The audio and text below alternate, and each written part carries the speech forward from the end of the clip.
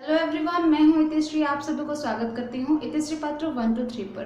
Hope करती हूं कि आप सब बहुत ही अच्छे से होंगे और बहुत ही खुश होंगे और मेरे वीडियोस को आप लोग देख रहे होंगे और समझ रहे होंगे। तो जैसे कि मैंने पिछले क्लास में पढ़ाई किए थे, कुछ सेल ऑर्गेनेल्स के बारे में हमने क्या क्या खत्म किए और क्या क्या कवर किए, न्यूक्लियस, क्रोमोसोम, एंडोप्लाज्मिक रेटिकुलम। तो आज हम पढ़ाई करेंगे माइटोकॉन्ड्रिया एंड लाइसोसोम। ये चार हम कवर कर चुके हैं। तो आज हम पढ़ाई करेंगे वैक्यूल एंड एंडोप्लाज्मिक रेटिकुलम के बारे में। तो आज का क्लास शुरू करने से पहले मैं जैसे कि हर बार बोलती हूँ, आज भी बोल रही हूँ, प्लीज़ मेरे वीडियो को लाइक कीजिए, शेयर कीजिए एंड मेरे चैनल को सब्सक्राइब कीजिए और पास में जो बेल आइकन आता है उसे क्लिक कीजिए ताकि आप मेरा नया नया वीडियो का नोटिफिकेशन पा सकेंगे। तो आज हम पहले वैक्यूल के बारे में हम पढ़ाई करेंगे, उसके बाद हम एंडोप्लाज्मिक रेटिकुलम के बारे में पढ़ाई करेंगे। तो लेट्स स्टार्ट द क्लास। और पढ़ाई कर रहे हैं सेल ऑर्गेनेल्स के बारे में। सेल ऑर्गेनेल्स हम मतलब कौन सा ख़त्म किए हैं अब तक। क्रोमोसोम है, देन न्यूक्लियस, माइटोकॉन्ड्रिया, लाइसोसोम, ये सब के बारे में हम पढ़ाई कर चुके हैं। ठीक है, तो आज हम पढ़ाई करेंगे वैक्यूल के बारे में। किसके बारे में? वैक्यूल के बारे में। तो इधर मैंने लिख लिया है और आज कुछ डायग्राम्स भी है। ठीक है, डायग्राम्स को जज मत करना, ठीक है, ये एडजस्ट कर लेना। तो मतलब इतना भी बुरा नहीं है। मैं कुछ ऑर्गेनेल्स को पॉइंट आउट किया हूँ। ओके, तो चलिए आज का क्लास शुरू करते हैं। वैक्यूल के बारे में कुछ पॉइंट्स मैं इधर लिख चुकी हूँ और इधर भी है कुछ पॉइंट्स। तो आइए आज का क्लास हम शुरू करते हैं। वैक्यूल, इसका डेफिनेशन क्या है? A space or vesicle within the cytoplasm of a cell enclosed by a membrane and typically containing fluid. Okay, ये एक स्पेस है। वेसिकल इन द सेंस, ये एक नया टर्म आया है, आप लोगों के लिए नया होगा लेकिन ये पुराना है। ठीक है, वेसिकल मतलब कुछ स्पेस। ठीक है, कुछ स्पेस। अब इस लेवल में आने के बाद आप लोगों को समझ में आ जाएगा। तो ए space or vesicle within the cytoplasm of a cell enclosed by a membrane and typically containing fluid. Okay, तो वैक्यूल क्या है? ये भी एक मेम्ब्रेन बाउंड ऑर्गेनेल है। मेम्ब्रेन बाउंड सेल ऑर्गेनेल है। मैंने आप लोगों को एक बात जानना बहुत ही जरूरी है कि सेल ऑर्गेनेल क्या है। सेल ऑर्गेनेल, हर सेल ऑर्गेनेल मेम्ब्रेन बाउंड होता है। ठीक है, उसको प्रोटेक्ट करने के लिए एक मेम्ब्रेन होता है, आउटर मेम्ब्रेन एक होता है, उसे बोलते हैं हम सेल ऑर्गेनेल। तो हाँ, इधर क्या लिखा है? A space or vesicle within the cytoplasm. जैसे कि मैंने आप लोगों को पिछले क्लास में बोला था, जब मैं सेल के बारे में पढ़ाना शुरू किया था। ठीक है, जब मेरा पहला क्लास था सेल के बारे में और उसके बाद हम डिस्कस किए थे प्लांट्स और एनिमल सेल को हम कैसे डिस्टिंग्विश करेंगे। तो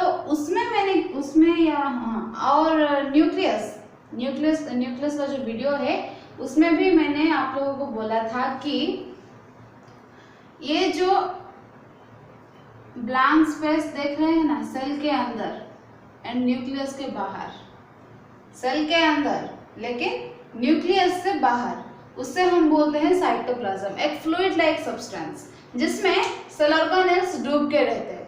ठीक है, सेल ऑर्गेनेल्स डूब के रहते हैं एनक्लोज्ड बाय ए मेम्ब्रेन। जैसे कि मैंने बोला, cell organelle in the sense वो मेम्ब्रेन बाउंड होता है एंड टिपिकली कंटेनिंग फ्लूइड, किसी एक फ्लूइड को कंटेन करता है। ठीक है, एक स्पेस। इसका स्ट्रक्चर कुछ शेक लाइक है। वैक्यूल का स्ट्रक्चर कुछ शेक लाइक है। स्ट्रक्चर इसका shake like in the sense, shake like का मतलब है पाउच लाइक स्ट्रक्चर। ठीक है, पाउच लाइक स्ट्रक्चर।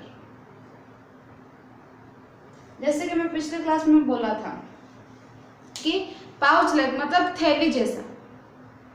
ठीक है, थैली जैसा कुछ लाइसोसोम जो मैंने क्लास दिया था आप लोगों को, उस वीडियो में मैं बोल चुकी हूँ। अगर आप लोग वो सारे वीडियोस नहीं देखे हैं तो डोंट वरी, मैं उस सारे वीडियोस का लिंक नीचे डिस्क्रिप्शन बॉक्स में दे दूंगी, चेकआउट कर लेना। तो पाउच लाइक स्ट्रक्चर मतलब थैली जैसा उसमें कुछ सामान पैक होके मतलब पैक होता है, ठीक है। Next point, vacuole helps maintain water balance. Water का लेवल बैलेंस करने में वैक्यूल हेल्पफुल रहता है, ठीक है।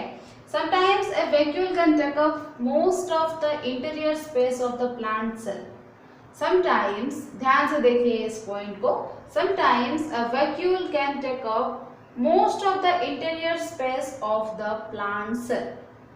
इसका मतलब क्या है, मतलब एक प्लांट सेल में मोस्ट ऑफ द टाइम, ठीक है, ज्यादातर प्लांट सेल में वैक्यूल, वो जो इधर देख लीजिए, ये है प्लांट सेल एंड ये है एनिमल सेल। इसमें मैंने सारे ऑर्गेनेल्स को पॉइंट आउट नहीं किया हूँ, कुछ ऑर्गेनेल्स को मैं पॉइंट आउट किया हूँ। तो ये जो प्लांट सेल है, इधर का वैक्यूल देखिए, मैंने पॉइंट आउट कर चुकी हूँ, ये एनिमल सेल है, ये प्लांट सेल है। तो प्लांट सेल का वैक्यूल इधर कुछ बड़ा है कि नहीं, तो ज्यादातर केस में क्या होता है, प्लांट सेल में जो वैक्यूल होता है ना, वो सेल का जो क्या बोलते हैं उसे, हाँ, ये सेल का जितना भी स्पेस है उससे मैक्सिमम 50 to 90% स्पेस वो कवर कर लेता है।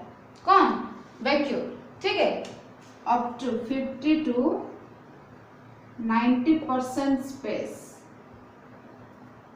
occupied by vacuole. Vacuole occupy करता है 50 to 90% space of the cell, ठीक है। हाँ, नेक्स्ट क्या है, animal cell and plant cell. Animal cell क्या है, हाँ, एनिमल सेल में इधर देखिए, मैं एक मेम्ब्रेन देना भूल गई थी, ये सिंगल मेम्ब्रेन है, मैं बोला ना एडजस्ट कर लेना, ठीक है, ओके। जैसे कि मैंने बोला था, मतलब पिछले क्लास में, लास्ट क्लास जो भी था मेरा, plant cell and animal cell की plant cell and animal cell को हम डिस्टिंग्विश कैसे करेंगे, वो वाला वीडियो में मैंने बोला था कि प्लांट सेल में जो वैक्यूल होता है वो बड़ा होता है और एनिमल सेल में जो वैक्यूल होता है वो छोटा होता है, ठीक है। प्लांट सेल में जो वैक्यूल होता है उसका साइज कुछ ज्यादा बड़ा होता है एंड एनिमल सेल में जो वैक्यूल होता है वो कुछ छोटा सा होता है। तो इधर भी वही लिखा गया है, एनिमल सेल में वैक्यूल का साइज स्मॉल है एंड ये टेम्पोररी है। टेम्पोररी यानी कि कुछ समय के लिए वो रहेगा, ठीक है, परमानेंट नहीं। लेकिन प्लांट सेल में वो परमानेंट है, मतलब जिस वक्त उसका जरूरत होगा, वैक्यूल का जिस वक्त जरूरत होगा उस टाइम वो क्रिएट हो जाएगा और मतलब उसका काम खत्म करते ही वो डिस्ट्रॉय भी हो जाएगा, ठीक है, वो परमानेंट नहीं है। और ये कुछ फ्लूइड लाइक सब्सटेंस को कैरी करके रखता है, कुछ फ्लूइड लाइक सब्सटेंस जैसे कि ग्लूकोज, ग्लाइकोजन, प्रोटीन, ये सब को वैक्यूल स्टोर करके रखता है, ठीक है। हाँ, तो प्लांट सेल में देखिए इधर लिखा गया है लार्ज परमानेंट, ठीक है, मतलब देखिए इधर जो साइज है वैक्यूल का वो बड़ा है कंपेयर टू एनिमल सेल।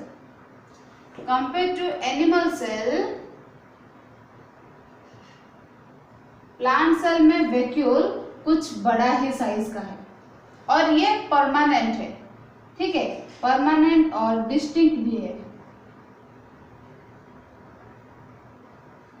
जिसको हम देख सकते हैं, क्लियरली देख सकते हैं वैक्यूल को प्लांट सेल में, ठीक है। स्टोर सेल सेप, ये सेल सेप क्या है, ये सेप जो कि एमिनो एसिड, शुगर एंड कुछ ऑर्गेनिक एसिड्स को कंटेन करके रखता है, ठीक है, कुछ amino acid, sugar and organic acid को कंटेन करके रखता है वैक्यूल। तो और जब ज्यादातर केस में क्या होता है, प्लांट सेल में जो वैक्यूल अगर ज़्यादा ही बड़ा साइज का हो जाता है तो वो न्यूक्लियस को शिफ्ट कर लेता है एक कॉर्नर में। पहले क्लास में भी मैंने बोला था कि एनिमल सेल में न्यूक्लियस का जगह सेंटर में होता है, लेकिन प्लांट सेल में न्यूक्लियस का जगह किसी एक कॉर्नर में होता है ड्यू टू वैक्यूल। ठीक है, वैक्यूल का साइज अगर बड़ा होगा तो न्यूक्लियस एक कॉर्नर में आप लोगों को दिखाई देगा। ठीक है, लेकिन एनिमल सेल में वैक्यूल का साइज छोटा होता है और एनिमल सेल में न्यूक्लियस का जगह क्या है, सेंटर में आप लोगों को न्यूक्लियस दिखाई देगा। तो आई होप कि ये सब आप लोगों को समझ में आ गया होगा। तो अब हम पढ़ाई करेंगे एंडोप्लाज्मिक रेटिकुलम के बारे में। मैंने बोर्ड में भी कुछ लिख लिया है, आप लोगों के सामने मैं अब एक्सप्लेन करूँगी। तो फर्स्ट पॉइंट क्या है, लिखिए इधर है एंडोप्लाज्मिक रेटिकुलम का डायग्राम। ठीक है, इधर ER लिखा हुआ है, इसका मतलब कुछ और नहीं है, एंडोप्लाज्मिक रेटिकुलम ही है। तो फर्स्ट पॉइंट क्या है, membrane bound organelle and second one is large network of tubes and seats.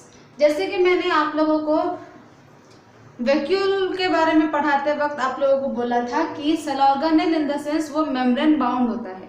ठीक है, एक मेम्ब्रेन उसे कवर करके रखता है। तो इधर भी लिखा है membrane bound organelles, second one is large network of tubes and seats. Endoplasmic reticulum का डायग्राम देखते ही आप लोगों को पता चल गया होगा कि ये देखिए ऐसा कुछ ज्यादा ही पाइप्स है इसमें, इसको ही बोलते हैं ट्यूब्स। ठीक है, अटैचमेंट, इसका देखिए इसका जो ये साइड है ये एक न्यूक्लियस है। ठीक है, ये न्यूक्लियस है और इसका वन साइड न्यूक्लियस को अटैच करता है एंड ये जो पोर्शन है ये प्लाज्मा मेम्ब्रेन को अटैच करता है। ठीक है, अटैचमेंट देखिए फर्स्ट पॉइंट क्या है, one side with plasma membrane and other side with outer nuclear membrane.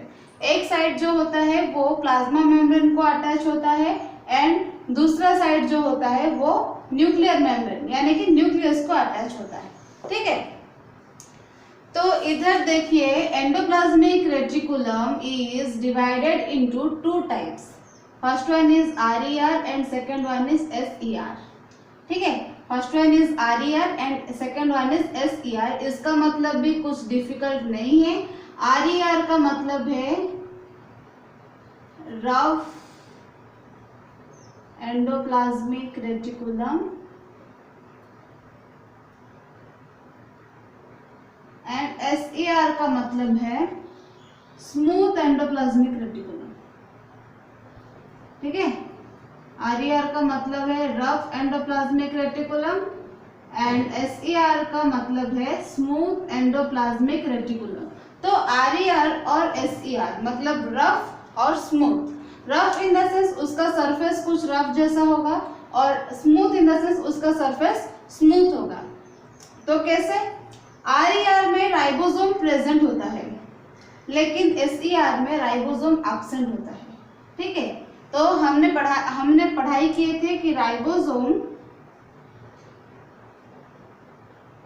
वो प्रोटीन सिंथेसिस करता है, प्रोटीन को सिंथेसाइज करता है। इधर लिखा भी गया है, देखिए राइबोसोम प्रोटीन सिंथेसाइज साइट्स। लेकिन जैसे कि मैंने बोला SER में राइबोसोम एब्सेंट होता है तो वो प्रोटीन सिंथेसिस नहीं कर सकता। ठीक है, ये जैसे कि ये प्रोटीन सिंथेसिस कर रहा है उसके वजह से इसका सरफेस रफ है और इधर तो राइबोसोम ही एब्सेंट है तो वो प्रोटीन सिंथेसिस कैसे करेगा, इसलिए उसका सरफेस स्मूथ है।